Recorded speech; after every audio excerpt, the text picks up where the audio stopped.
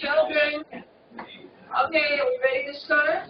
Okay, it's Senate meeting number 7. Here I am on the West Campus, which is, by the way, a gorgeous campus, a beautiful day, and beautiful campus to wander around. And it's wonderful, I have to say, it's absolutely wonderful to be able to walk around and not have to fear for my life from skateboards and bicycles. So thank you very much.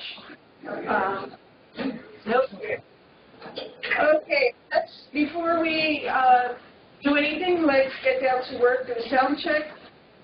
Let's do the campuses in alphabetical order. So, downtown, can you hear us? Yes. Yes, we can hear you. Try to answer. Okay. Did she speak up a little louder though, or is it Yeah, is your mic turned all the way up? You are kind of like in the background. muffled? Okay, I'm in the background. Okay, the tech guys are going to have to help out here. That's better. That's better. They're the ones with the stuff. Okay. Okay, downtown, next one would be Polly. Polly, you're coming in loud and clear. Thank you. Can you hear us? You're coming in loud and clear too, so this is good. All right. Okay, Tempe. Tempe, can you hear us? Yes, can you hear us? Barely. Barely. Okay, I think we'll be okay. Hello. Oh my goodness, yes. Yes, okay, there you go. All right, you can hear us at West. Okay, so, got your clickers ready? Okay, guys. مرحبا بكم في مجلس المستشارين للجميع. So, مرحبا بكم في مجلس المستشارين للجميع. So, which language? They greet you. Go ahead and guess. Or no, don't guess.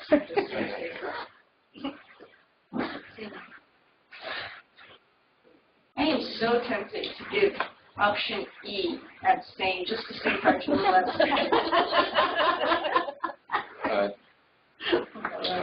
3 or 4 abstainers.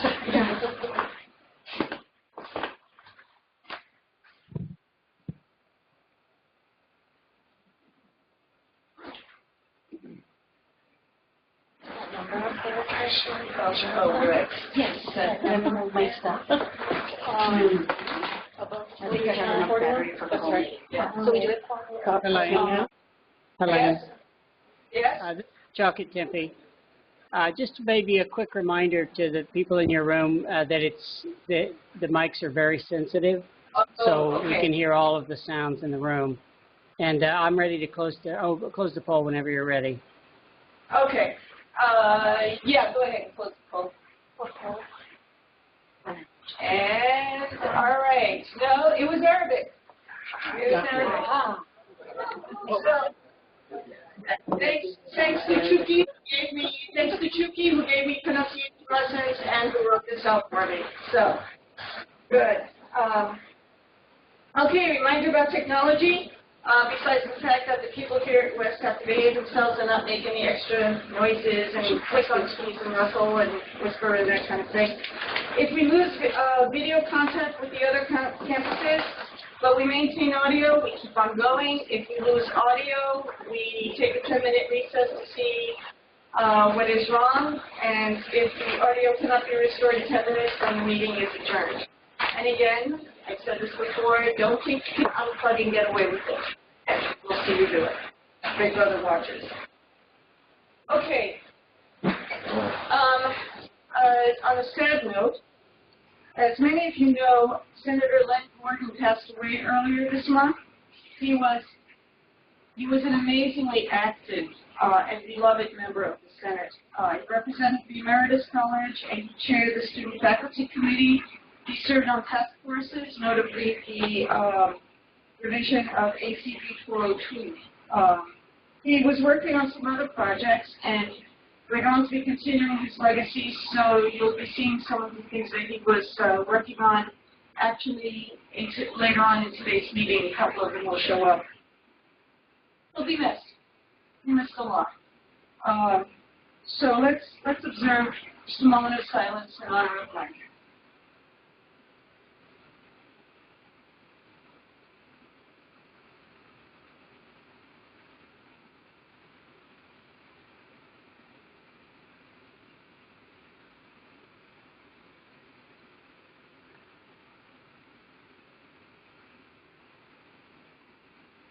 Len Gordy, Honori Praha. It's a lovely photograph of him. Thanks, Jeff. And thanks to the Emeritus College for sending us that film. Okay, and I believe President Crow is going to be speaking to us today. So, President Crow, after he speaks, if anyone has any questions, the usual policy is at Holly West downtown, you raise your hand. Tempe, don't raise your hand, walk to the microphone, okay? Walk to the microphone because nobody at the mic can see you don't have any questions. Okay, President Crow. Thank you, and good afternoon, everyone. I will hold my comments relative to the state's investment decisions to my last comment so that we might have some questions about that if there are any. Let me start off with some news, which is not meant to be boring, but it goes to the performance of our faculty and our staff, which continues to be at unbelievable levels of performance. The National Science Foundation, for instance, just announced the rankings, what are called the HERD rankings. That stands for something, Higher Education Research and Development, I think, and it's the official numeric count and rankings of more than 900 institutions of higher education in the United States. Some are medical schools only, that is, they're not a part of another university or they're a separate campus. Some are universities like us. Some are special institutes that are considered academic institutions and so forth. But in those, we have now risen to 12th in the rankings of research activity as it relates to universities without medical schools. We're in the top 21 or 22, I don't remember the exact number, for funding from the National Science Foundation. The top handful, that is the top 10 or 12, in funding from the National Institutes of Health to schools without a medical school. These are all improvements on our past rankings and are indicative of the fact that things are really going well in that part of the university. Obviously, we're interested in people being interested in us, and so I just checked with our Vice President for Enrollment Management, Kent Hopkins, on the way over here. We will receive this year between 100,000 and 110,000 applications for our various programs at the university. That's a 30% plus increase over last year. So just process that for a second. So that is indicative of what we perceive to be a change in the visibility of ASU to the broader audience, both local, national, and global. You all already know from other things that have been sent around that this year, for data representative of last year, of the more than 2,000 colleges and universities in the United States that have students from outside the United States, typically called international students. Many of you were international students when you came to the United States and then stayed. We were last year ranked 8th among all universities in the country. This year we are predicting that we will be ranked 5th, and we're at about the level of NYU and USC, to give you some sense of two other very significant competitors in that international market. This is a dramatic shift for us. This is a 400% increase in the last 4 years, a 400% increase. And so this is, you've probably noticed it in some of your programs. It's particularly acute with undergraduate students. And so we have very large numbers of increasing students from overseas at the undergraduate level within the institution. Both of these things, the research performance, the numbers of applications that we're receiving, the number of international students that are coming to the university, all of these are indicative, I think, of the realization that ASU is now one of America's national universities, that we're operating and competing with all of the other national universities on an equal basis, but we are advantaged beyond the equal basis by some of our exciting programs. I was just talking with some of our colleagues from chemistry and biochemistry, We have fantastic, just using that, they were sitting right behind me, we had fantastic success in the research community of the scholars in chemistry and biochemistry, but we also have more than 1,000 undergraduate students. And I remember when I was at Columbia, they had a hard time getting anyone to be an undergraduate major in chemistry. Anyone. They had a handful. They had more PhD students than they had undergraduate majors. And while that's good for them, that's not necessarily the way we'd like to be. In terms of enrollment, we are anticipating enrollment increases this year coming up over the present year. Imagine now, for the sake of argument, we haven't really pinned down these terms yet, but imagine that we're operating in two modalities. So we're operating in a full immersion technology enhanced learning space. That's the students that are with us here face to face. Full immersion technology enhanced. What do I mean by technology enhanced? The average student at ASU now has 3 devices logged into the internet, many all at the same time, you might not know. We have tens of thousands of simultaneous users on our wireless networks at any given moment. Coming from our student communities, they have at least 1 smartphone, sometimes an iPad and a laptop, sometimes more than 3 devices. They are about as wired as human beings can be. That could be bad, it could be good, it doesn't make any difference because it is. That's just the way that it is. And so the full immersion technology enhanced learners are this year about 70,000, and next year, I don't know exactly, but let's say 72,000. And then the digital immersion technology enhanced learners, sometimes referred to as online learners. That happens to be a term I don't particularly like. On what line? And so digital immersion, technology enhanced learners, about 13,000 this year and maybe as many as 15 or 16,000 next year. That's sort of where we're sitting in terms of how things are evolving, just to give you some sense on enrollment. The state's investment in the university. So you might have read in the paper, if you're paying attention, that there is a continuing process in the United States and a number of states to reduce the general public investment to public universities. In Wisconsin, Governor Scott Walker there has made a proposal to the University of Wisconsin in which he has said that I will allow you to be converted into a public authority if you give up your mission as you have historically implemented. Let me cut $300 million from your base budget and you alter all of your behaviors. That's not really a good proposal because the mission of the University of Wisconsin system, from the Madison campus to the Milwaukee campus to the other campuses in that system, has been one built on research, teaching, and service since the land-grant university model had evolved. And so in the state of Illinois, any of you have colleagues in the state of Illinois? It's a 21% budget reduction to the core support is what's presently being proposed at the University of Illinois, as well as the acquisition of all of the unspent money at the university to help bail out the state treasury. That has led to bills that are proposed, but not yet before the Illinois legislature, to privatize all the public universities in Illinois.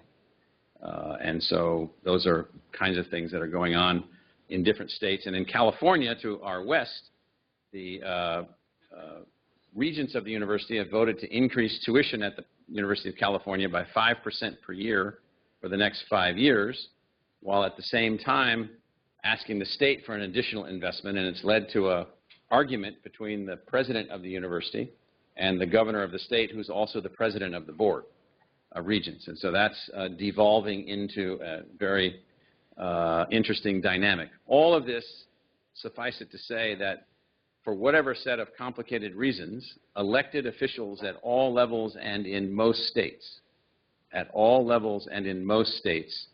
have basically found themselves supporting certain social services, primarily medical-related payments and prison-related activities, as necessary expenditures, often against the more flexible investment in higher education. Let me put this to you in a stark term.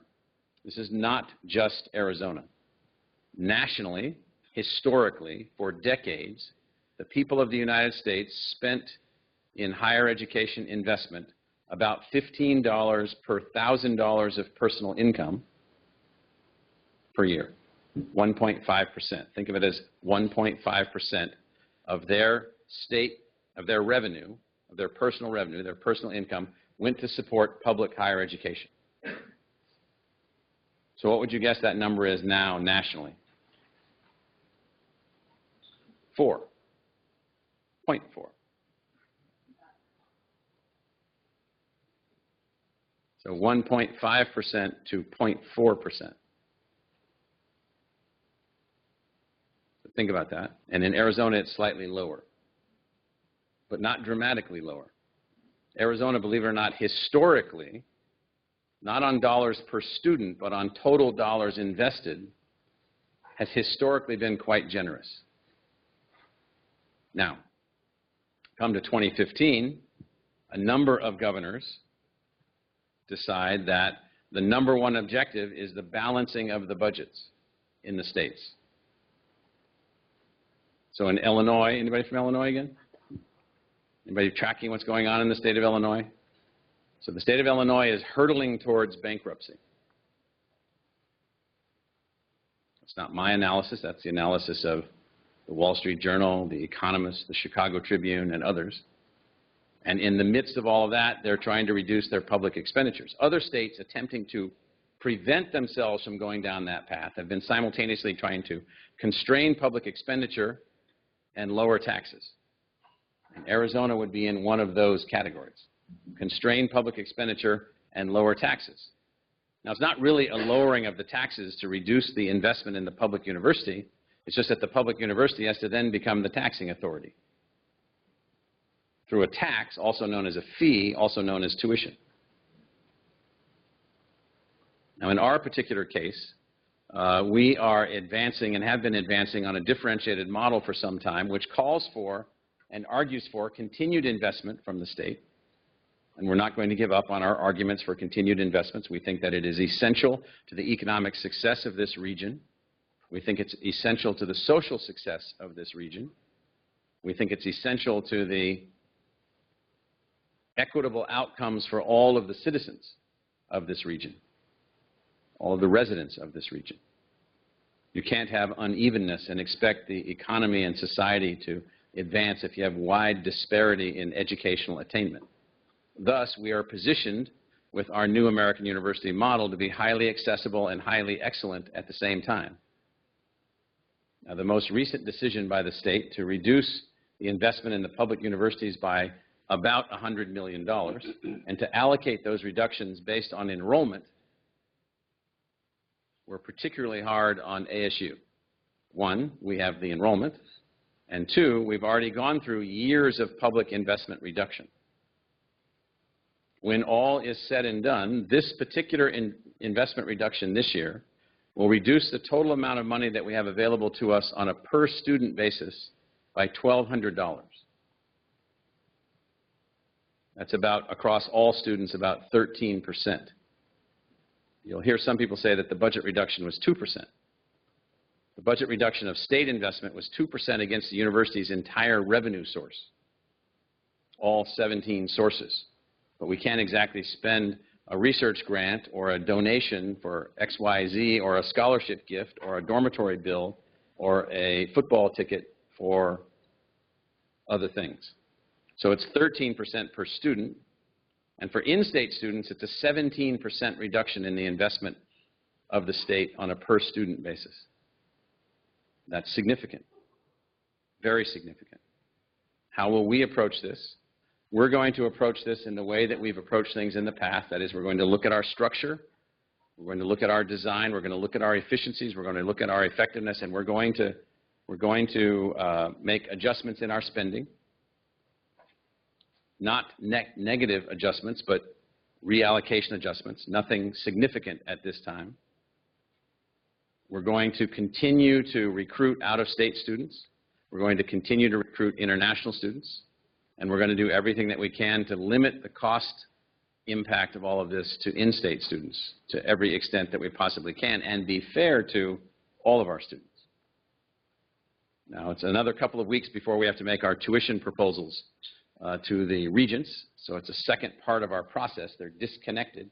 State investment decisions are one group, and tuition investment decisions are another group, and it makes it rather complicated, and they don't go in sequence with each other, and they all affect the fiscal year that starts in just a few weeks, adding to that enrollment uncertainties and so forth and so on. And so what we will do is we believe that what we will do is that we will carry on with our path. We will make adjustments. We will protect the interests of our in-state students. We'll protect the quality of the programs for all of our students that are here, and we will carry on and we will get through this. But the model is now broken. The model's broken. You can't have it both ways. You can't say on the one hand, we don't want to give financial aid to in-state students, which we don't have. The university pays for financial aid from our own resources. You can't say we won't pay for financial aid, and you can't raise the tuition, and we won't invest in you publicly, and expect that the university will have the resources to move forward. Now, we have the resources to move forward because we have been able to scale. We've been able to innovate. We've been able to adjust. We've been able to use technology. We've been able to be very successful through our faculty and the staff that supports them. But that can't continue forever. And so one of the things that happened in this particular budget process was the state's historic model and the remedy model, what we called parity and performance. This governor and this legislature have decided that that's not the model that they'd like to operate under. They'd like to operate under another model. That model, however, is not determined. So we're going to take all of our energy and all of our talent and all of our snarkiness, and we're going to argue for new models. We're going to argue for new ways to invest in the public universities. And I believe that we will prevail in that. I do not see this as a permanent setback. I view this as a part of a bigger set of issues that remain unresolved, and that's the value proposition and who will pay for public universities in the United States. So I won't walk through all of the details. We will talk to you about the details, but we believe that we can weather this particular element of this particular storm, but we have to find a way to end these storms.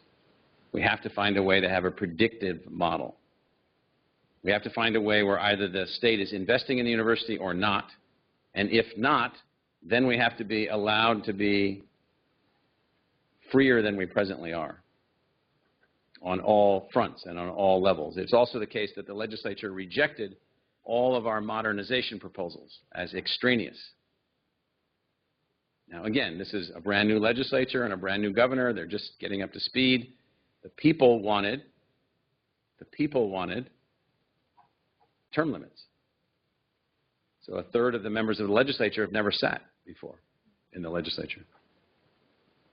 And so it's a process. It's a process that we're focused on. So let me stop there by just reiterating my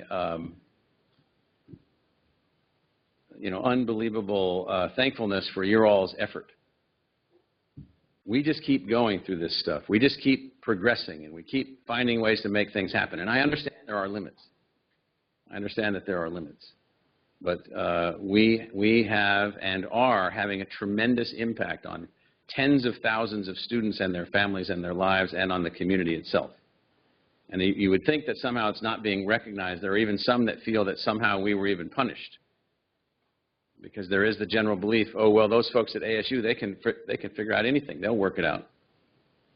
I'm like, no. Not really fair.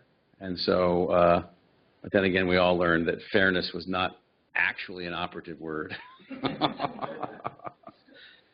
There are other words. So let me open it up for questions, Helene, if that's all right with you. Oh, totally. So since I'm here, any questions from West? Yes, no? Okay, no questions from West. What about downtown? Questions downtown? No, we don't have questions, thank you. No, did you say you have no questions? Okay, No no questions. Okay, Polly? Any No questions from Polly? No questions. Okay. Paul. Okay, and I see a couple of people lined up in Tempe, so go on, whoever was at the mic first. Cynthia Tompkins, President of Tempe. Dr. Crow, are we looking at a tuition increase then? So it is highly likely that there will be tuition adjustments for some of our students, but we will be continuing to focus on limiting those tuition adjustments to in-state students by as much as possible and remaining committed to our financial aid objectives across all students. Now, it would be laborious for me to walk you through the logic, but here is one of our issues. With the reduction in state support, our net loss on the education of an in-state student, so we get so much money from the state per student, call it now under $4,000 per student per year with the new model, and call our tuition rounding it to $10,000. If our generalizable cost is $17,000 per student per year, and our total revenue from all sources for in-state students is $14,000, giving you rough numbers, a $3,000 loss per student on entry, and we have 50,000 in-state students, you can run 50,000 times 3,000 and it looks a lot like $150 million. Now, that's an operating position that doesn't include financial aid. And so again, I'm not going to laboriously walk you through the very complicated financial structure of the institution, but we have to find a way to, in a sense, in the financial model of the institution, maintain the viability of the institution academically, maintain its price on a competitive basis for out-of-state students. So we must be competitive, more than competitive, for our price. And then for in-state students, we're trying to make up for a net operating loss for each and every one of almost 50,000 in-state students. And so you add financial aid onto that, and I can just tell you that our negative operating position from the outset of any single fiscal year is more than $400 million. You can run these numbers. That means you have to find $400 million of additional revenue in everything else that you're doing to support those in-state students, because that's about the amount. That's about the amount if we had state-based financial aid, which we don't. And if we had a contribution to cover the cost of the education for the in-state student of a couple $1,000s more, that would come out in the balance. So we have neither state-based financial aid or sufficient dollars to cover our cost. And by the way, people will say, as they have said, well, you're a bloated bureaucracy with thousands of people working there that shouldn't be working because there's, blah, blah, blah, blah, blah. So we have 12 employees per 100 students. 12. Ohio State has 49 per 100 students. Now, I think we're closer to the number that institutions should be at, but we're below the number that we should be. And so these are things that we're working on vigorously. But we're definitively a low-cost provider. Thank you. So the short answer to your question was yes.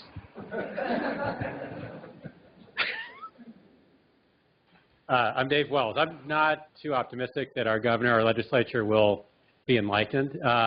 Since they've cut more than $3 billion out of the general fund through tax cuts over the last 2 decades. So I've heard that ABOR is looking into possibly suing the state over an abrogation of the Constitution, and I was curious if you had any information about that. And then you don't have to answer the second question, but I'm aware that the ASU Foundation made a contribution in the last election cycle to one of these dark money organizations. No. But I think a statewide initiative is the other way to actually try to address this. I think a lot of the people in the state are quite willing to fund higher taxes if it goes to education, especially something that goes from like birth through higher ed. No. Anyway, so is there any way in which the ASU Foundation might be helpful in trying to move us forward too? Yes. So to the issue of constitutional duty. So in The Arizona Constitution, if you haven't read it, it's quite clear that in the design of the founders of the state, the idea of free education for K through 12 students was integral to the design of the state, and maintaining and improving the universities was to be funded through appropriations by the legislature derived through taxes. It actually says that. It specifies it.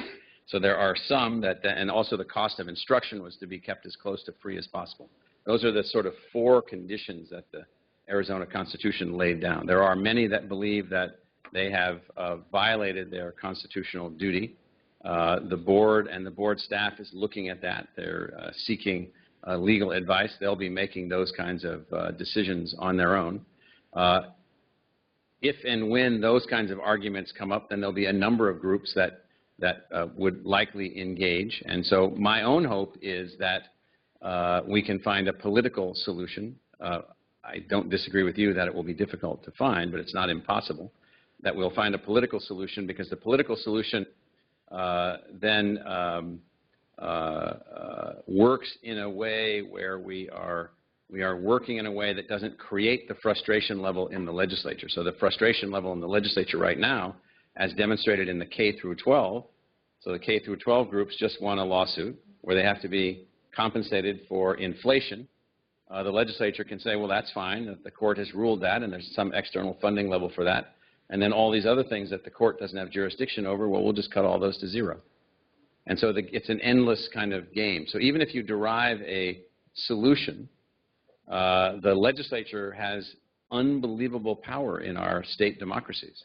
So we could derive a solution in which a public referendum would be passed, in which additional funding would be made available to the university, for which the legislatures then would say, well, then we're setting the tuition.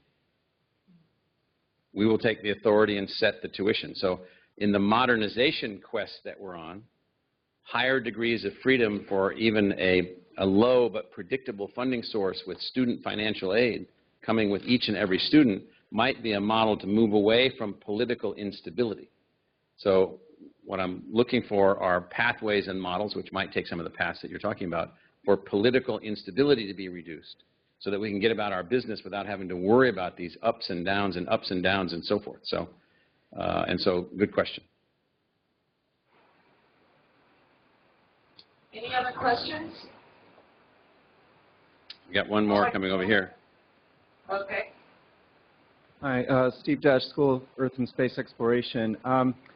I'm not a sycophant, so I hope you appreciate what it takes for me to get up here and say this, but I've seen you work under very difficult conditions. I can't help but think that this governor and this legislature are resistant not to the idea of how we do things, but for our very existence.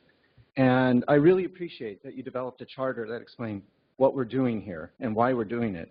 And I'm inspired by that charter and just spite to educate the students of this state, whether the legislature likes it or not. Yes. Thank you. So it's a war. You're our Yes. general. Yes. Lead us. Thank Well, I you. appreciate that because I'm giving a presentation next Thursday to the legislature, or not the legislature, to the regents for 3 hours, where we give our annual update of how we're doing. And apropos of what you just said, Steve, is the opening comment that I have is I'm going to put the charter up, and the charter is our objective as an institution, with or without them. If they chose to invest nothing in the institution, they will have violated the Constitution in its entirety and all of what it stood for. But we wouldn't fold. We can't fold. We have to figure it out. Now, that means eventually we'd win. Eventually we would win, or someone has to change the Constitution. Because you can't have the Constitution say one thing and then have folks do another thing at that level of extremity. And so for us, this charter is what we're about. This charter is what we're going to implement. And what we're trying to figure out is a way in which we can convince them of how they should make investments in this institution in a way where it is reasonable and sustainable and understandable and not as subject to these wild fluctuations. Now, there are some that argue that it would be better for us to take all of the funding from the state and assign it to the students. So every student comes with a stipend. And then you receive then funding from the students when they arrive at your university. Now that, of course, would make competition something we're very happy with, even more intense than it is now, and I believe we would win those contests to get the students that we need and so forth. But then there's others that when you say that to them, they say, well, sure, and then I want to give that same privilege to for-profit universities for those kinds of resources. And I'm like, well, that's not what the Constitution talks about. These are public institutions with a public purpose, with profit not being our objective. Educational outcomes are our objective. That's our only objective. And so what we're working on is we're trying to find this equation. And the reason I brought up the other states is that other places haven't found these equations. And so if you all know where things are all grassy and greeny and everything's perfect and the lawns are all mowed and the flowers are all, you know, all in line, maybe North Dakota, but I think they're still frozen up there. And so we look at this. So we have a list of, I don't know, 10 areas of modernization that if we had those degrees of freedom, we could change our cost basis. We have a list of ways in which they could fund us, which would be less susceptible to these wild changes. And so right now we haven't found a way to get their attention. And so that's what we're working on. And while we do that, we still have to educate the kids that we have. We still have to educate the people that are coming here. So we're working on that. But I appreciate your comment. And I will tell you that we are fighting. I have more battle wounds this year than I've had in any previous year. And you know, some of them are not much fun. But nonetheless, you know, I think that it's why we're here. So we've got to make a case. That's someone pulling out tape to put over my mouth. That's what it sounded like, was tape. Eileen, is that the sign? I'm off? Well, I just have one quick question. Hopefully it'll be brief. But for instance, right now, Indiana is getting, you know, you've heard about the religious liberty bill, and there's a lot of people that are talking very loudly how not happy they are about it.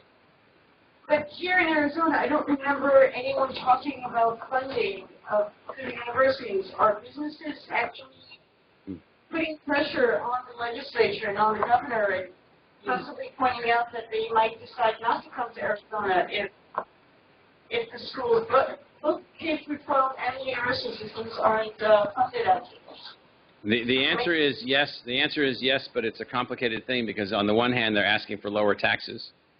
And on the other hand, they're asking for all of these public services. And on the other hand, they're not asking for the government to be reformed.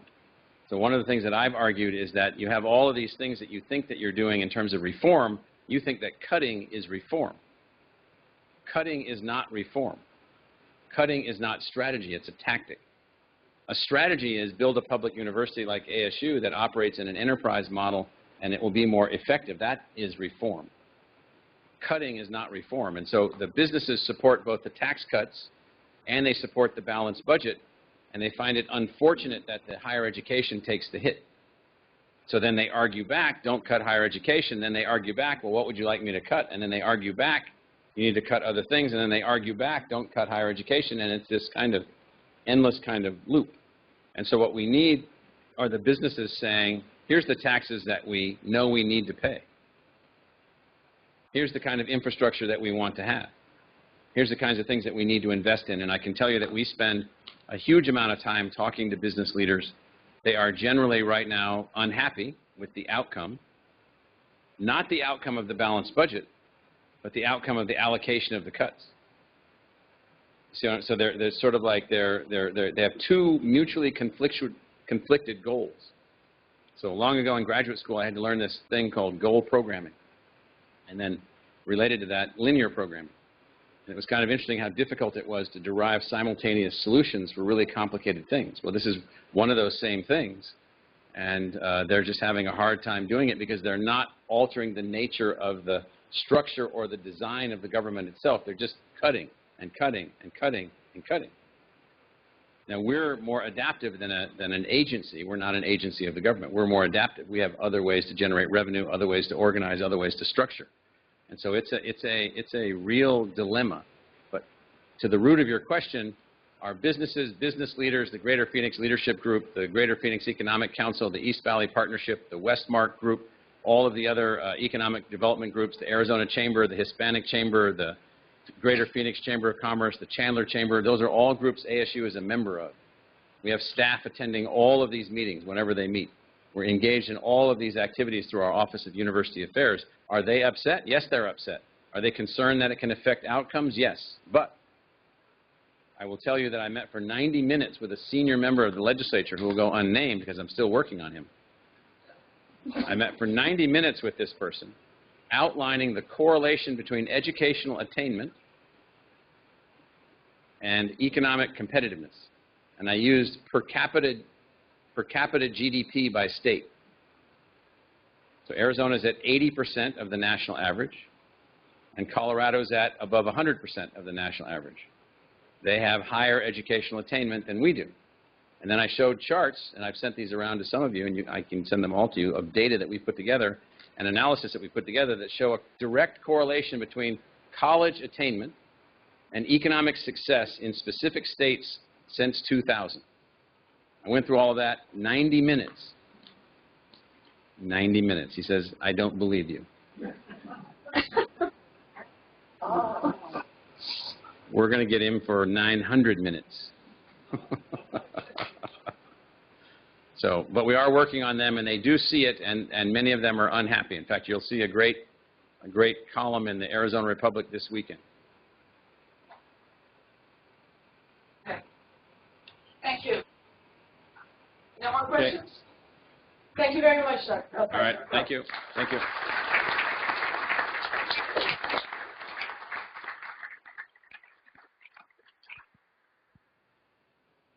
Okay, and now we've got a special group of people who are going to be talking to us about safety in kind of general, all over ways, because when we think about safety, it's, well, we'd like to stay safe. And we've got Kevin Cook, who is Dean of Students, Deborah Murphy from OPED, Tina Thorstensen from UTO, and Brian Keatley from the ASUPD, who are here to answer any questions that you may have concerning safety for your students, safety for yourself personally, workplace safety, or cyber safety. So what they'll do, instead of having formal presentations, they're there. They will talk about what it is that their offices do specifically, and then they'll be open for questions. Same rules apply for Tempe. If you have a question, just walk to the mic. Don't think that you can yell your question. We won't hear you at West if you do. Okay, you've got to be at the mic. So if you could start. Thank you very much for coming and joining us, and I turn the floor over to you now. Okay. So, shall I begin with introductions? Okay. Yeah, go ahead. So my name is Tina Thorstensen, and I'm ASU's Chief Information Security Officer. It's been some time since I was here, but I recognize many of you.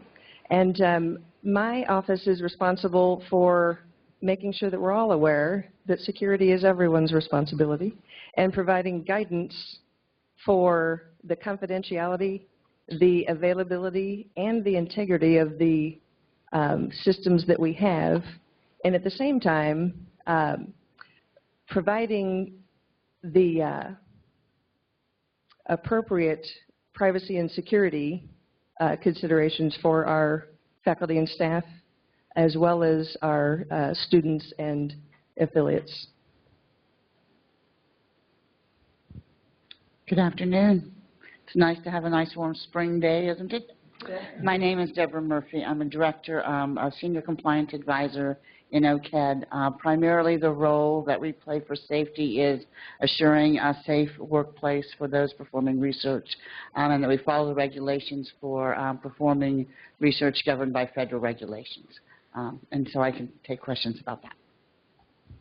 Good afternoon, Kevin Cook, Associate Vice President and Dean of Students here at the Tempe campus, and my office oversees student conduct. So when students are disruptive in your classrooms or acting out in a variety of ways, we'll step in and help sort of mitigate some of those issues and deal with those issues as well.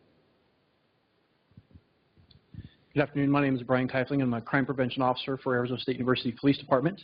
My charge is to educate our staff and students on safety and security issues that we might have here at the university. And as a police department, we're here to mitigate crime on campus. So we'll open the, thank you very much. We'll open up the floor now to questions. If there's anyone that has any questions for our panelists, just feel free to step forward. As I said, to Tempe, go to the mic, we'll go around. Are there any questions at West?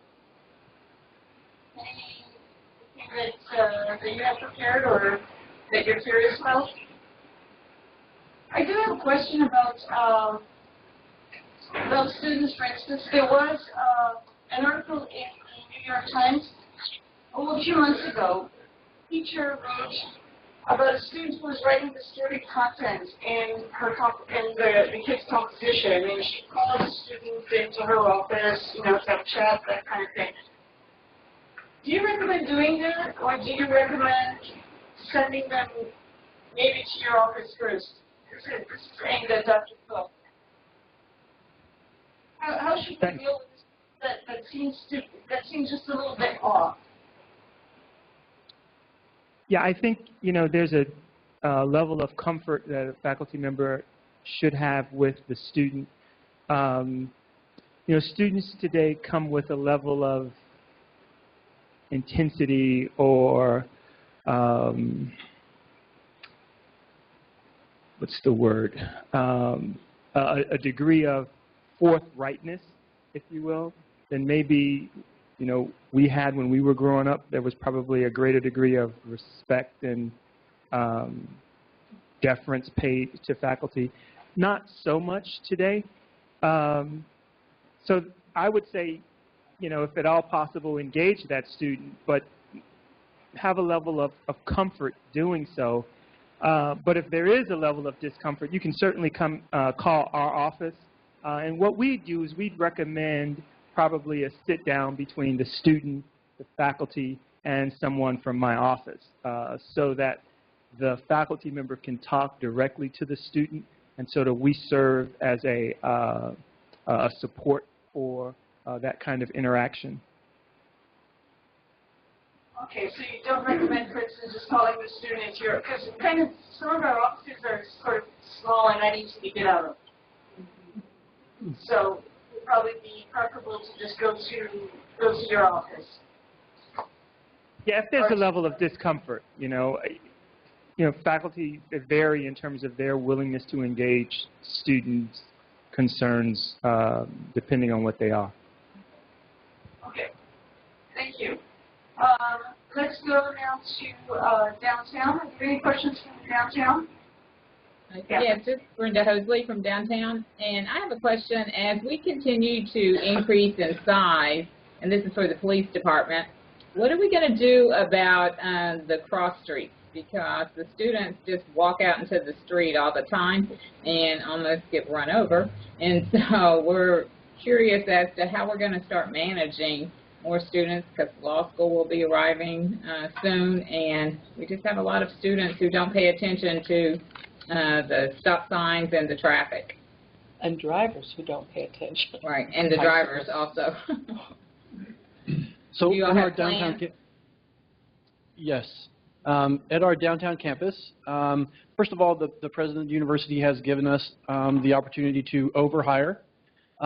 So we're hiring additional police aides and police officer staff to be at the downtown campus. One thing that we've instituted is during peak hours of pedestrian traffic in the downtown campus, police aides physically go out and direct traffic at certain intersections, mostly to allow the cars to get through, because our students will never stop walking through the crosswalk during those times. So we end up with a lot of vehicle backup. So pretty much the police aide is there to tell the students, okay, 40 or 50 of you have gone, stop, let some cars through, and we've continued to do that. As we grow downtown, we might extend that to other locations, intersections that might be in need.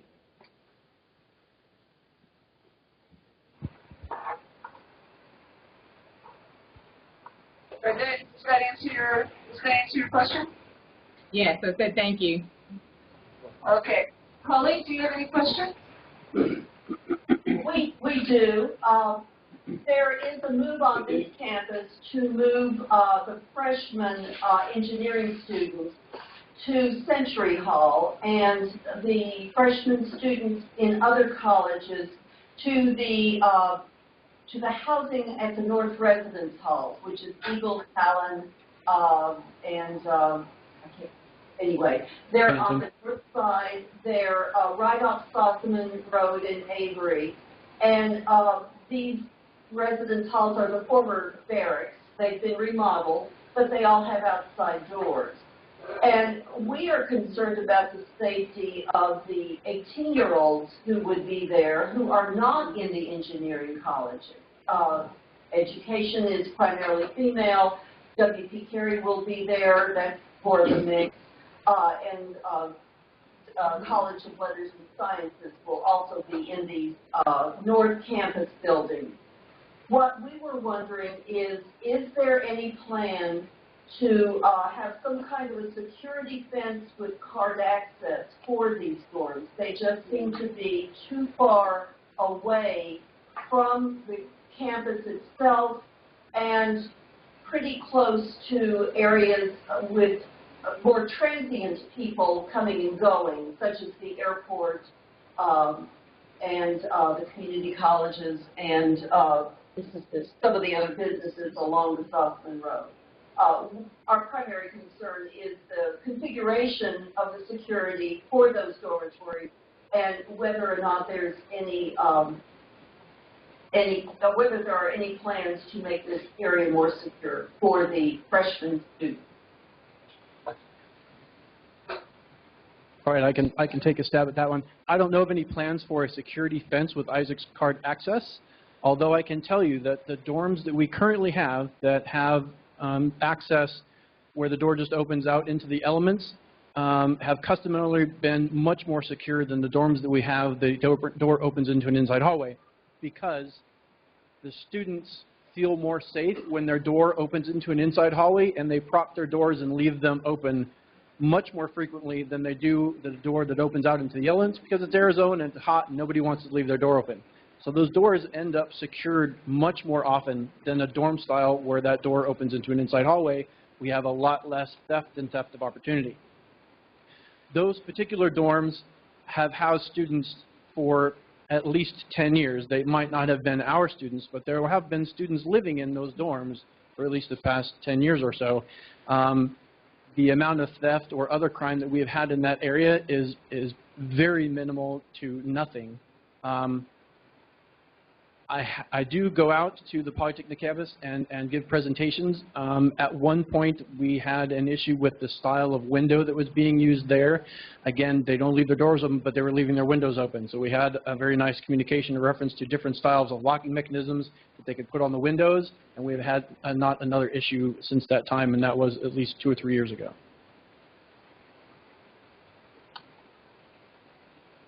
Kathleen, does that answer your question? It gives us some information to go on. Thank you. Okay. And in Tempe? Yeah, I have a question that has to do with what Dr. Crow mentioned, because I've seen it myself, which is that the level of international students is going up fairly dramatically. And I have to believe that that complicates the life of everybody sitting up there. And I'm just curious about what the plans are to do things like have translators, not because these students can't speak English, but because in an emergency they're not going to be they're going to have trouble understanding things, as well as, of course, different opinions about things like computer security. So I'm just curious, almost for everybody up there, what you might have in mind.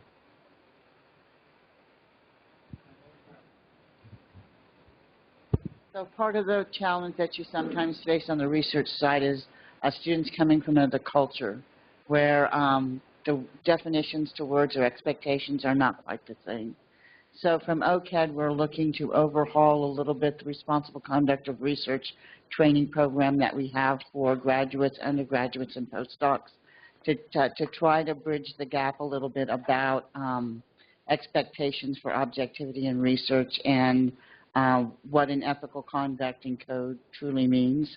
It is a bit of a challenge, though, if you're looking to students who might not have the best translation skills. And so I'll take that back and see what we can do about getting some advice from international faculty with international experience to ask as our spokesperson and to really help us train them up a little better. From an information security, cybersecurity perspective, ASU becoming more and more of a global organization is bringing, as you said, as you alluded to, certainly a new set of challenges.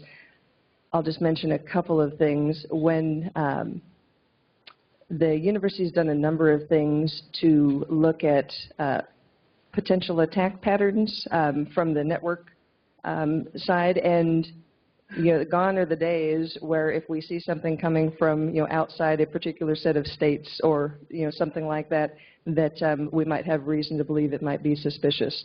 So we're spending a lot of energy and resources to understand what might be malicious and what might not be, and I think that you all might be fairly amazed at the amount of malicious traffic that that never enters our gates. You look at your emails filling with spam and you go, we aren't stopping enough, and that's true, but we're always looking at ways to improve it, but the percentage is very high of those external threats, and many, many come from outside the United States.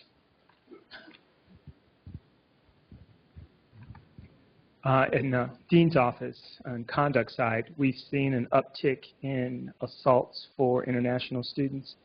And one of the things that we're doing is we're trying to get all of our materials translated into the particular languages to students and trying to get that information to them before they even arrive here at ASU so that they understand what the values are of Arizona State University and what the expectations are prior to arriving. In addition, probably we're in our third year of doing orientation programs with international students to really have some sit-down conversations with them about all things pertaining to student life and student expectations at ASU. And so we're continuing to talk to our international student partners to figure out other ways that we can just sort of get that information to them and having ongoing conversations with international students during the year, as opposed to just waiting until an incident sort of emerges. So, thank you. We do a lot of new student orientations as well, but we're a little bit more reactive than proactive in dealing with students just because of the nature of the position as the police department here on campus. In reference to communications issues, once someone has called our dispatch, they have the ability to get 150 different languages at their fingertips. There are certain places that they can call. We can pretty much translate any language possible through our dispatch system in either the radio or the officer through their cell phone to be able to talk to that student if the language barrier becomes an issue.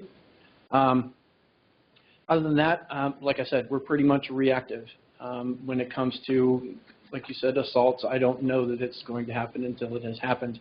But what we do after that is we work with rights and responsibilities, counseling and consultation, depending on what the nature of the incident was.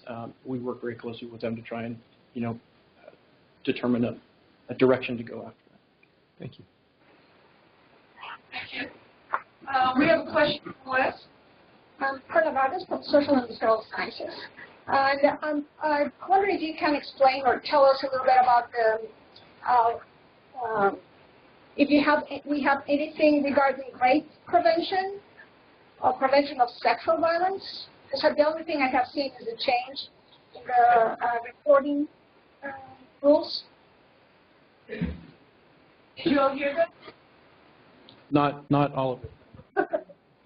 Okay, the question was about, has anything been done about rape and sexual assault prevention? We've seen the training video, which is a very nice one about the Title IX that says you have to report, but has anything been done about prevention? Yes, so at the beginning of this academic year, the university did lots and lots and lots of communications with parents and students during orientation. There's a website that's dedicated to sexual assault and prevention. I can get you the website title so you can look at that. We're constantly doing orientations, and we'll come to people's classes if you want. Any way we can get that information out, we will. And actually, one of the things that we've seen this year is the number of reports that are actually going up. And so we actually think that's a good thing because students are finding this information helpful, and they are reporting it. So we feel hopeful that information is getting to the students that need that and are reporting it. So that's a good thing. Thank you. Okay, back to Polly. Are there any questions from Polly? Any more questions? No follow-up questions, thank you. Okay, and downtown, do you have any follow-up questions? Yes, I do have a follow-up question. This is Brenda again. Do you keep records on how many assaults are related to sports or related to substance abuse, sexual violent kind of attack? Yeah. Yeah, we keep records of that, and so does the police department through the Clery Act. So yes, we do have access to that information. And is that public? Is there somewhere where we can go and see those documents? Yeah, the Clery report is public data, and it's online, and you can get access to that at any time you want. From our office, we could probably give you some general numbers, but because a lot of that information is FERPA protected, because it's attached to student's name, we could probably give you very general, basic information, sort of like numbers and categories. Okay, thank you. And we have one more question. This is for the police department. With all of these reports, my question is, where's the follow-up? What happens then, and is there action taken against suspects? That depends on the victim. From beginning to end, there can be a lot of outcomes in a sexual assault case. There are numerous factors that go into a sexual assault case. Depending on what those factors are, usually an individual will come to us and say that they've been sexually assaulted. One of our officers will start an investigation. They will be asked a series of questions in reference to the particular assault. That case might be handed off to one of our investigators. The victim might be asked to go and go to a SANE nurse and get an examination through a nurse to find out the extent of the injuries if they have sustained any. One of the major stumbling blocks that we run into when taking one of these cases to court is that the victims don't want to prosecute. And most of the times it doesn't get reported to us at all. So the increase in reporting, again, seems to us that we are being more proactive in our education, that you can come to us and report, and there's a bunch of different reporting methods. I think that we're successful in that part of it, but a lot of it relies on the victim if they do want to aid in prosecution or not, and a lot of our cases fall flat because of that. Any follow-up? I think that's all of our questions from downtown. Okay, thank you. Tempe, any more questions from Tempe? Yes, one more. This is Cynthia Tompkins, and what do you do in terms of students who clearly have mental problems, behavioral problems, people whom you know are heavily medicated and can be problematic and are problematic? And to what extent I've sent them to healthcare, we've worked with them, we've made sure that they go to disability, we've done that sort of thing.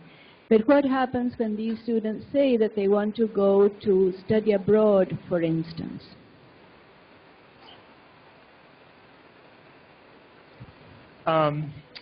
So one of the things that we look at in the dean's office is behavior. And so when a student has violated the student code of conduct, it gives us the opportunity to mandate a counseling assessment. So we sort of force a student to get a mandated assessment. It's a two-part assessment that looks at whether or not a student is a threat to self or others. Based on, it's a preliminary assessment. A much more in-depth assessment is something that will have to go into the community, and it's much more detailed. But on a preliminary assessment, they'll tell us whether or not they believe that a student is a risk to self or others. And based on that information and the information that we have about the behavior, we can make a determination whether or not we believe that student is fit to be at ASU. If we think that that student is not fit, based on a whole range of issues, we will say that student can no longer be on campus. If the student is suspended or expelled, that student gets to appeal. Now, one of the issues always in these cases is mental health and whether or not we are discriminating because of mental health. And so we have to be very careful that we sort of align our decision-making with behavior and not mental health. And so, as you would imagine, there is a sort of very delicate balance that we have to play. Oftentimes, what we'll do is we'll ask that student to get a more in-depth assessment in an off-campus provider, and in order for that student to be allowed on campus permanently, we'll ask to have that information forwarded to our counseling center so that it can be sort of verified that it is okay for that student to be with us. And so it's a process. And sometimes the process can be as quick as 2 weeks. Sometimes it can take a year for that to happen. So mental health is one of those very tricky things. Again, you know, we work off behavior. So when a student is acting out, we'll respond to that in the short term. In the long term, it may take a little more time to fully remove that student from the university. Are there any more questions? Yes, one more. Shuki Alhamov. First, thank you so much for being here and to see these faces that we are partners in helping students to be better citizens. And being actually, you mentioned the global conduct, the code of conduct, and also the global institution. So since I came here to ASU 2002, I have seen a lot of changes in diversity. So I bring three elements in this equation, which is race, gender, and culture. So how does actually the code of conduct reflect this changing institution? Meaning the gender principles of people that come from different backgrounds, the cultural practices, we can see now actually the burqa in our streets here, and also the question of race, and here what comes to mind is actually jaywalking. So I think you get the point, right? Yeah, and so, you know, the code is neutral when it comes to race, sex, gender, all of that. It's pretty neutral. And so what we have to do is we have to educate students who come from these different cultures about the expectations as it relates to their behavior. So we may be initially a little lenient if a student from a different culture does act out to ensure that they truly understand, and we may have them walk through a series of educational programs. We just don't say, okay, you violated the student code of conduct, you're done. But we try to do a level of education that we believe is necessary for that student to be a viable member of the community, and that student understands that his or her behavior actually has an impact on this community. And so if we feel confident that the education that we provide to that student is useful, then we'll keep that student part of the community. If we find that it's not being useful because the student acts out in other kinds of scenarios, then we'll cut the student loose from the institution. So it's probably neutral in that regard, but we try to educate up along those lines. I'm sure everyone has heard ignorance of the law is no excuse. And as a police department, I mean, our goal is to change behavior. If changing your behavior is nothing more than a contact with that individual saying this is how you're supposed to be crossing the street and when, and you did it at the wrong time, and that changes your behavior, then I've won and we've gotten what we wanted to. If you continue to do that, then the next step in the changing of behavior is a ticket, hoping that the monetary value of that ticket will remind you that I probably shouldn't be crossing at that time.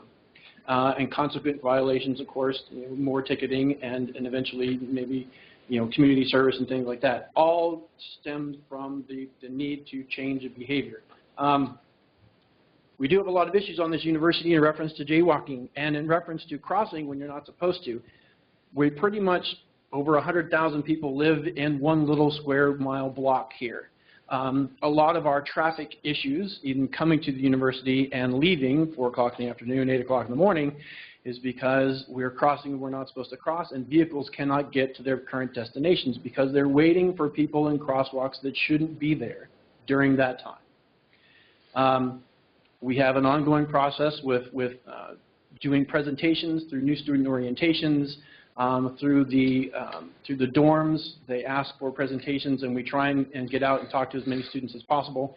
During the first 2 weeks of school year, our officers are mostly in education mode. They are stopping tons of faculty members and students alike for infractions of bicycle, walking against the light, walking where you're not supposed to. After those 2 weeks, then that goes into ticketing mode, and that lasts throughout the year.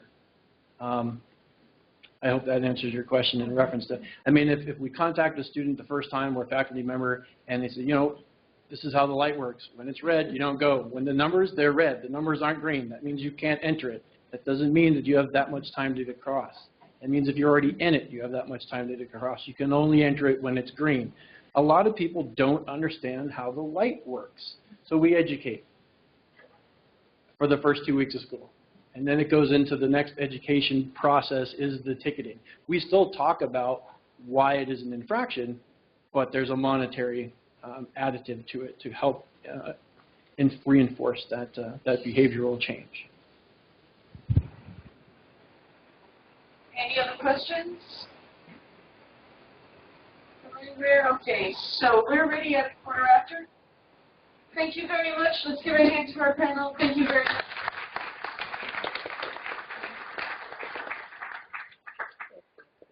Thank you for taking the time out of your day to speak to us. It's much appreciated. There you go. Okay. All right, time for my UEC report. I'm going to go pretty quick because we're running out of time here. So, Brenda Hosby, Chuck Barbie, and I attended the Pac-12 academic leadership meeting in Pullman, Washington this last weekend. It was very interesting and very productive meeting. It doesn't have anything to do with athletics. It's just Pac-12 because that's an entity that people understand. Okay, it's a little big. Let's put it like this, that people understand. Pac-12, Big 10, Big 12, whatever it is now. So this is a gathering of Senate presidents from the Pac-12 universities, and we collaborate on issues of shared governance, talk about the problems, things that we dealt with, and everything. And there was a lot of interest expressed in modifications to ACD 402 and how we did them because a lot of the other schools are looking into going in the same direction that we are. So you're pretty much on the forefront for that. I'm also very pleased to say that Chuck Barbie was elected to their executive board, so which is an indication of the regard that everyone has for it. So congratulations, Chuck. And ASU will have a strong voice in the organization there. because of Chuck's presence. And earlier this month, Chris Kaselka and I went to the ABOR meeting in Flagstaff, and the weather was absolutely gorgeous. Excuse me, Helen? Yes. We're having a difficult time understanding you in this end. So there's been a request that maybe you either speak a little slower or do some adjustment or something to your mic. It seems like it's a mic problem. I think it's a mic problem. I think, yeah, okay, we're about to put it on a box. And is that better? I don't know. Oh, all right, I'll talk a little bit and then we'll see what happens. It's kind of interesting. What I'm looking at in Tempe is more empty chairs. It feels like I'm in that UNESCO play, The Chairs, but I'll leave that alone. Either that or I'm turning into, what's his name, Quincy Square. So, earlier this month... It's not any better. It's pretty bad. You sound like a broken phone. Oh, well, can't move in any... Maybe we can sit just there. Oh, I'll just sit here. You guys don't have a chance to look. So, all right. Do you have a mic that... Do you have a mic that you can hold? Or is it just a phone? No, it's just this phone thingy here. Is this better? Excuse me for 1 second. This is Chuck at Tempe. So with the UTO folks, will it help to close down that call and recall them, or is there an issue? You're not sure what's going on? No, we'll adjust the sensitivity here, but I think a lot of the noise you're hearing is from the heating and air conditioning system in here. Yeah, it just sounds a little garbled. It's not so much the heating in the air. It's just, I don't know if the network is spotty and it's causing it. But the volume is okay. It's just kind of a little bit in and out and garbled. Okay. So I think we'll just have to, there's no fix, it just is what it is, and just have to talk slow, and we'll just do the best we can to hear. Okay. I will try to, is anyone pulling out a plug or something here? No, just a little suggestion, but, okay. So Chris Kaselka and I went to you're asking a New Yorker to talk slow. Do you know how hard this is for me? Okay. Chris Kaselka and I went to the ABOR meeting in Flagstaff. It was depressing on the one hand, but it was heartening to hear the region speaking frankly and openly about all the issues. We're going to show a bunch of slides now, and these slides are taken from President Eileen Klein's report, and she gave us permission to use them. So it's just to show some numbers. Nothing's going to be a surprise, really. This is basically the cuts. This is all the universities, not just ASU, but 99 million in hard cuts. Then what people don't talk about is that there was also 2.5 million in savings that the universities came up with by refinancing, and that got swept away too. So the cut is really, it feels almost like no matter what we do, it doesn't matter because they're going to take it away anyway. So any incentive we have for efficiency is, I mean, why bother, basically? It's almost like a decaf latte with skim milk. What's the point? So the slide shows the real effect of the cuts. As you can see, the next slide here, this is the hard cuts in the state budget. So the universities altogether took 63% of the cuts that were done in the budget.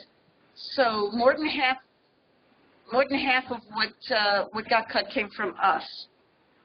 The next slide, university regulatory reform. This is how much attention they paid to us, basically. Suggestions that were made on efficiencies, on different things that we can do, different regulations, reporting, this, that, the other thing that the legislature insists that we do. And we said, well, if we don't have to do this, that, and the other thing, we might save money, and they said that. So, next thing is just basically that since 2008, in terms of, okay, All right, Chuck, go on to the next. This has to do with the Arizona Health Insurance Trust Fund, and I'm not quite sure, so I'll just skip over it. This one just shows since 2008, we've basically lost, the universities has lost $1.5 billion in terms of cuts, in terms of money that is owed, in terms of repairs that are not being made, in terms of money that we've saved that's then been taken away from us. So you can see it's a chunk of change. The next slide. Okay, this is from, I think it has something to do with Wisconsin, because Wisconsin is pointed out as being in the middle, but this is what Eileen Klein gave us. But if you look, it's the change in funding. So the change in funding is on the left, okay, and on the bottom, what you see, the x-axis, I guess, is the change in state spending change in state spending per full-time student, and then the y-axis, the one going up and down, is tuition. That's Arizona all the way up there. You can see that we're really an outlier. We've raised tuition the most, and we've cut state funding the most of anyone else. North Dakota is the other outlier, but in the other direction. Okay? That's really kind of scary. And then as percentage of the general fund, so you could see that in 79, the universities were about 20% of the general fund. Now we're down to 7% of the general fund. So we've become less and less important in their eyes over time. Excuse me. And then this is the student impact. The dark brown line shows you per FTE, so how much money per student. So in 2008, I have to look here, my poor old eyes. Okay, FTE, we were getting $9,400 per student, and that is down to $4,000 per student now. So you can see that funding per student has been cut by a lot. And I'm surprised the parents aren't screaming about this, you would think, you know, because anything that we're not being paid, anything that is not paid by the state, they have to pick up the slack. So there it is. Anyway, so as I said, none of this is a surprise to you guys, but this is what Chris and I have to sit through and listen. It was really kind of depressing. But let's go to a nicer note now. This month's Senator Spotlight is Dean Chiarelli from the School of Nutrition and Health Promotion. He's been on the Senate for about 3 years, and here's what he has to say about being on the Senate. He says, participation in the Senate is a vital form of service to the institution. It is an extraordinary experience to function as an active conduit between faculty and top-level leadership. You probably will learn a great deal about politics and yourself along the way. So congratulations, Dean. So applause. Okay. Now let me find where I am. Okay. So now let's get on to the usual kind of business. Kathleen, Capsy? Okay, you have before you the following new business from the Curriculum and Academic Programs Committee, a request from Ira Fulton School of Engineering, the Polytechnic School, for the disestablishment of an undergraduate degree BS in Product Development and Manufacturing Technology, a request from Ira Fulton School of Engineering Polytechnic for a name change of a graduate degree from MS in Applied Psychology to MS in Human Systems Engineering, a request from Sandra Day O'Connor College of Law for the establishment of a graduate degree MSLB in Sports Law and Business, a request from the College of Public Service and Community Solutions for the establishment of an undergraduate degree BA in Community Advocacy and Social Policy, and a request from the School of Sustainability for the establishment of a graduate degree MSL in Sustainability Leadership. These requests will be discussed at the April 2nd meeting of CAPSI. Please send any feedback or questions to me prior to that date. We will be discussing these at the April 2nd, 2015 meeting. Thank you. Okay, so thank you. So that's April 2nd. That would be this coming, this coming Thursday. Yes, this coming Thursday. At 10:30. Okay, so if you have anything to say about it, say it before then. Okay, we've got a couple of committee motions. These are first read. First read means that we're just telling you that they're going up there, and please take a look at them. If you have any questions, comments, feedback, send it to the appropriate person. So the first one is motion 2015-65 to change the number of hours that a student has to earn at ASU in order to graduate with honors, to graduate magna cum, summa cum, or just cum. But to reduce the number of hours to sort of bring us more in line with some other schools. This was something that was near and dear to Len Gordon's heart. No pressure. But Alejandra Elenas agreed to take over as chair of the Student Faculty Policy Committee, and we thank her for that. And if you have any questions or comments about that one, send them to her. Okay? And the next one is Senate Motion 2015-67, something else that Len Gordon was working on, and this is just clarifying the process for emeritus. Okay, for emeritus status. Apparently there are some little things that didn't get cleared up along the way, and we're trying to clear them up along the way. Okay? So those are there. Make sure that you look at them. If you have any questions or anything, especially about the emeritus one, please send those comments, feedback to me, and then I will pass it on to the Personnel Committee that'll take a look-see at it. And then both of these will be up for a vote next month. Okay? Old business, the new course proposal, consent agenda. Now, there's some good news here. This is Senate Motion 2015-61. The first read was via email on March 16th, and there were a bunch of courses. Now, when you get these, look at them, because this is the only time that you have to really make any comments on new courses, okay? There's a whole bunch. If you see strikeouts, they've been removed from the agenda, so they're not removed from the consent agenda. They're removed completely from the agenda, so we're not even going to be looking at them. And another good piece of news, if you read at the bottom, there's the line that says that these things are all subject to the swap. The swap is dead. May it rest in peace and stay that way. Okay? So we don't have to worry about the swap anymore. Okay? So this is the new course proposal consent agenda, so excluding those courses that have been crossed out. Chuck, we're ready to vote? Do we agree? Ellen? Yes? Is there any way to take Spanish 110 and Spanish 210 out of that list?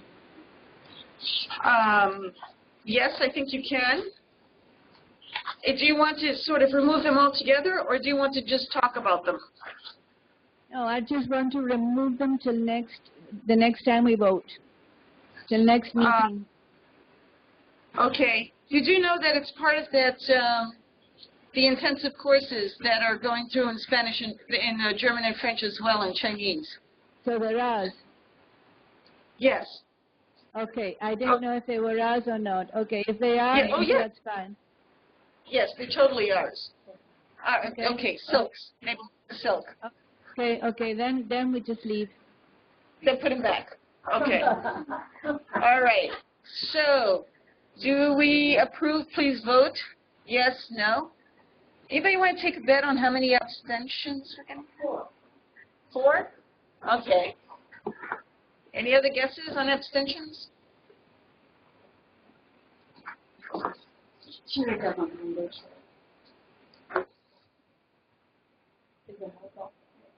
Okay, Chuck, I think that's, oh. All right. 3, sorry, okay. 69 yes, no no's, and there's our abstentions. Okay, motion passes. Okay. And Kathleen, I turn it back to you. At the CAPC meeting on February 26th, the following proposals were approved. A request from the College of Nursing and Health Innovation for the establishment of an undergraduate degree BS in Healthcare Innovation, and a request from the Ira Fulton Schools of Engineering for the disestablishment of an academic program BS in Engineering Interdisciplinary Studies. Madam President, I move approval for these items on the CAPC consent agenda. Okay. Chuck? Seconded here in Pollock. Okay.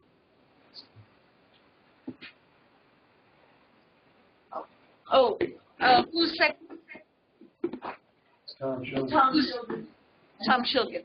Okay, let's vote. Okay, so 3 or 4 abstentions, or 2? 2. 2? 3. 2? 3? Okay.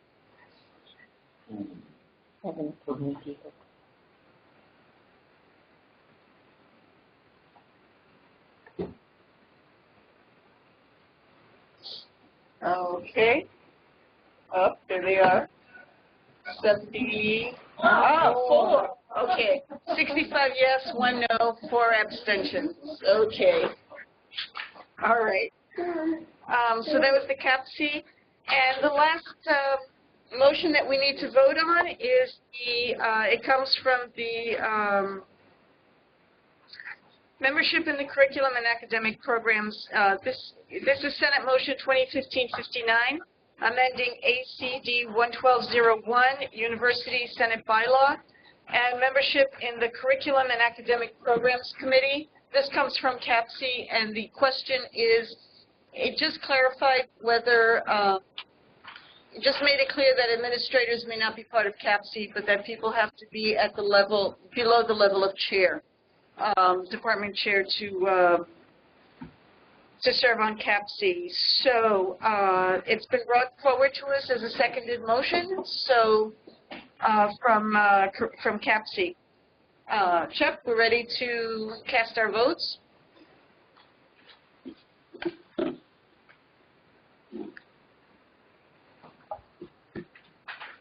Yes, this for how many?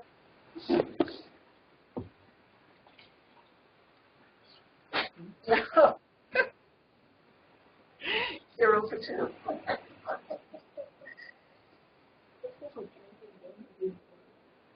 Okay, abstention punk.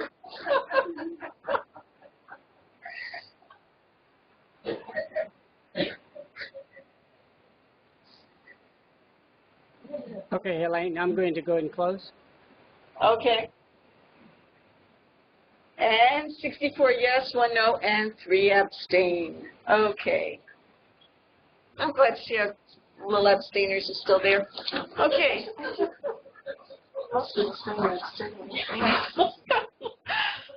Okay, so much for the motions, and now the committee reports. If you could just real briefly tell us what it is that the various committees, tell us what you've been up to. Joe Comfort, are you there? He's approaching the mic now.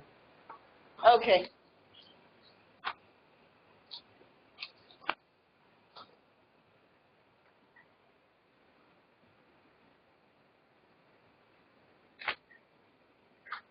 Yep, there he is. Yeah, so, okay, Joe, you'll tell us about the high-performance computing? Right, this is just a brief status report on the high-performance computing task force. As you remember, back in December, the Senate approved the formation of a task force. We've been working very hard since then, looking at all kinds of things, looking at the status of the current HPC, looking at prospects for expanding the use of an HPC across the university, away from the sort of, in addition to the STEM problems, out into the humanities and the arts. So those are things that we're looking at this point. We're looking at external facilities as well to see whether they could be integrated into the work here.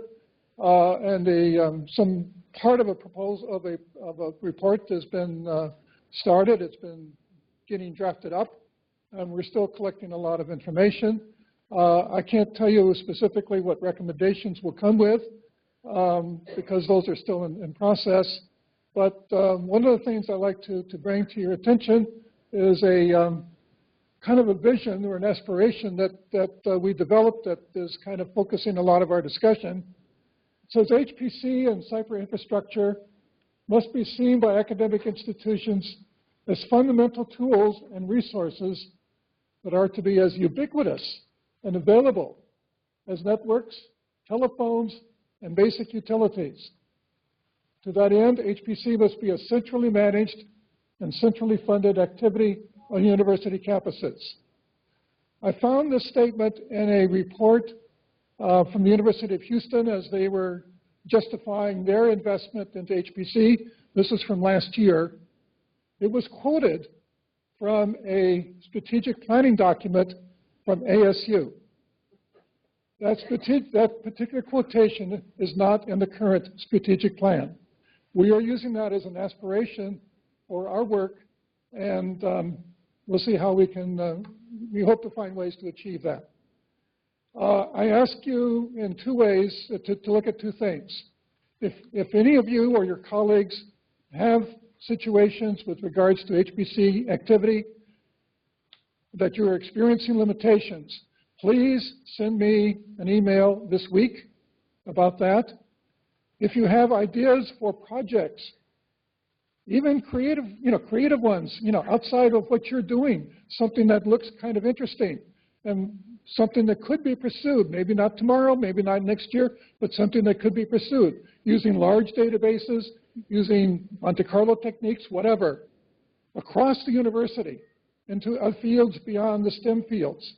If you have such ideas, please send them to me this week. We'll try to get things like that into the report. So I ask you to please do that and help us. Thank you. Okay. Thank you, Joe.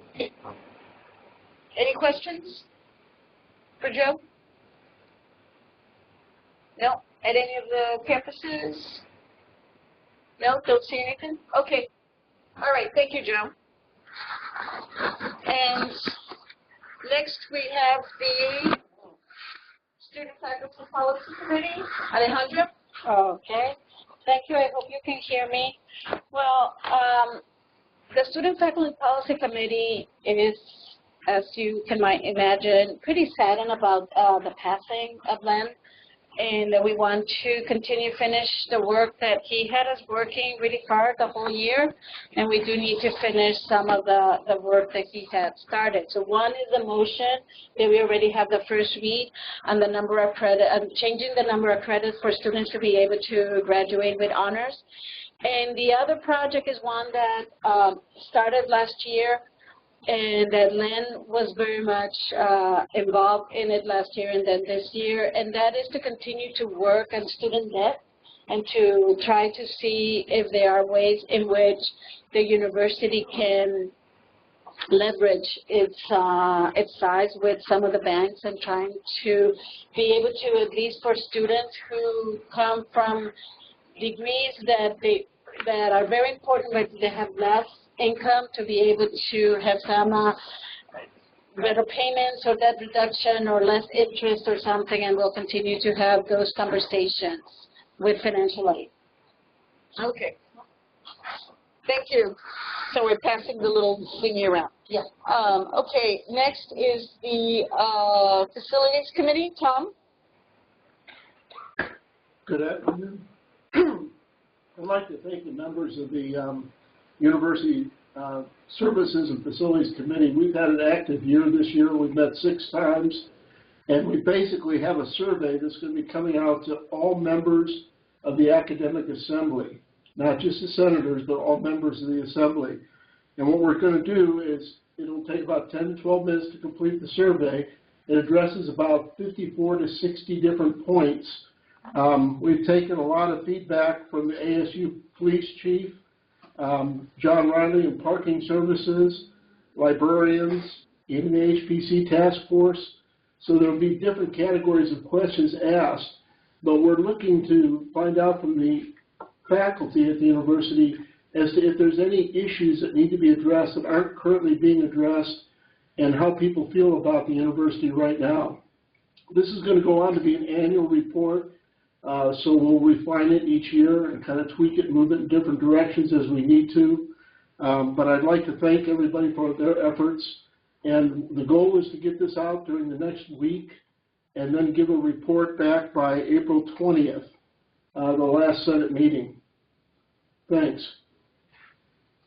Thank you, Tom. I know you guys have been working really hard this year. Actually, all the committees have been working really, really hard this year, so thank you all. And now it's Personnel Committee. Sherry. Yes, we're going to be turning to the emeritus policy that the UAC is looking at as our final activity this year. Thank you. Okay, another committee that's been working hard. Everyone, like I said, has been really, really put out an effort this year. Shuki, do you have anything to tell us about the libraries? No, excuse me, Chuki's going to pass. Oh, Chuki's going to pass. Okay. And Chris Caselter, Committee on Committees. Yes, good afternoon. The Academic Assembly elections are approaching, and we will be having those later on this month. So in a couple of weeks, do look for your email in your inbox to announce those, followed by a few days the ballots will be open for voting. And that's it. Okay. All right, so that's it with motions and committee reports. Thank you all. Open forum. Oh, sorry, did I forget someone? Elaine, just a quick update again from the University Services and Facilities Committee. I was asked last week about the progress on the Noble Science Library. What I was told at the end of last week is they hope to open it in July. There was significant water damage that occurred to the building. So it'll be all the way till this July before they open it. Okay, July. Wow. Okay, thank you, Tom. Open forum. If anyone has anything to say, again in Tempe, just wander over to the microphone and we'll know that you've got something to ask or say. But let's go through the campuses. Is there anything at West here that anybody wants to bring up besides a desperate need for coffee? No? Okay. All right, Polly? Nothing at this time, thank you. Nothing. Okay. And downtown? Hi, Helene. It's Barbara Fargenstein at the College of Nursing. And my standard question, do we have any more information on the development of classroom space at the downtown campus? We continue to be breaking out at the rafters, and we need space, but I'm not hearing much about the plans that were mentioned last fall. Is there anyone there who can speak to this?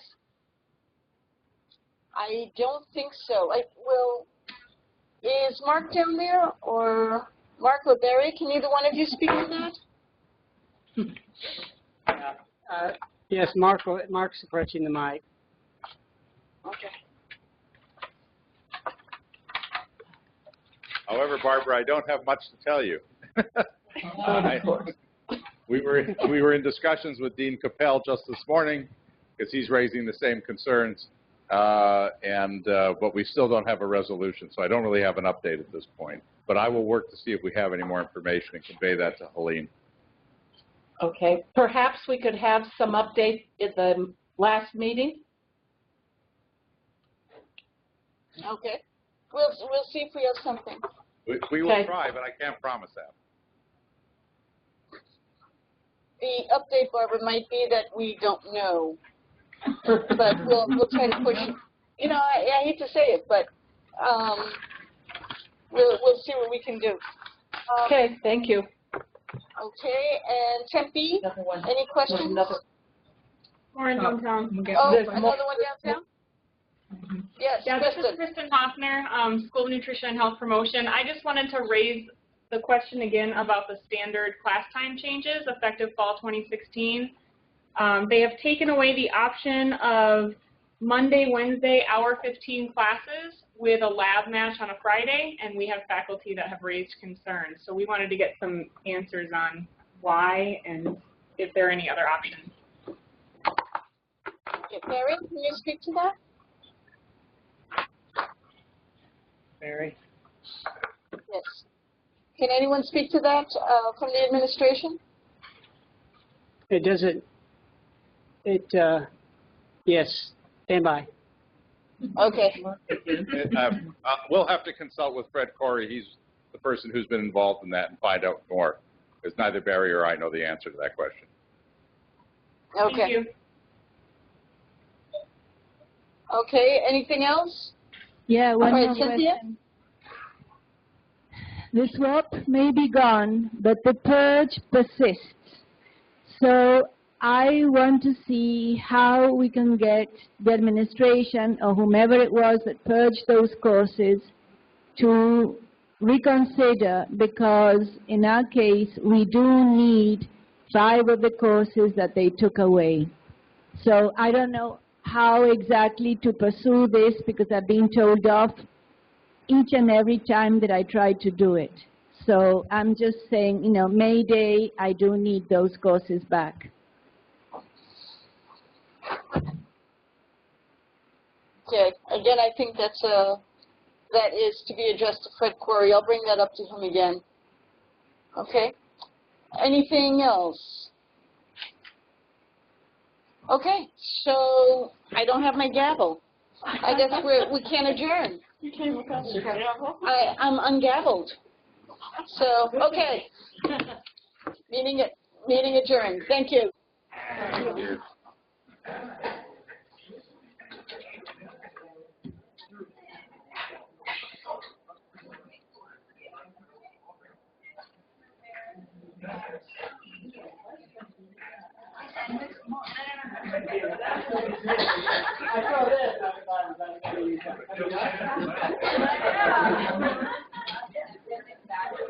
Thank you, Andrew. Yeah, yeah.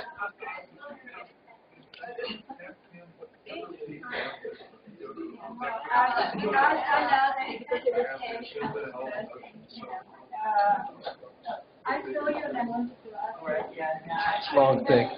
If you didn't sign it.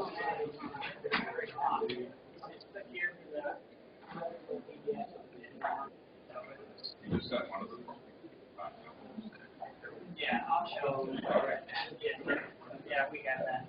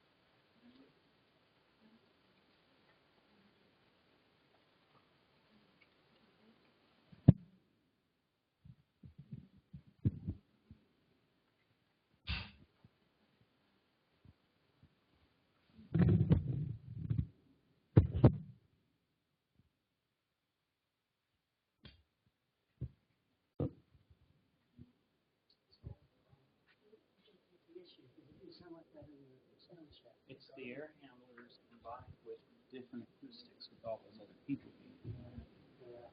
That's what happens. Yeah, well, she put the microphone by her. The microphone was so far away from her, and she has a much quieter voice than Derek does. So the microphone couldn't really distinguish what it was supposed to pick up.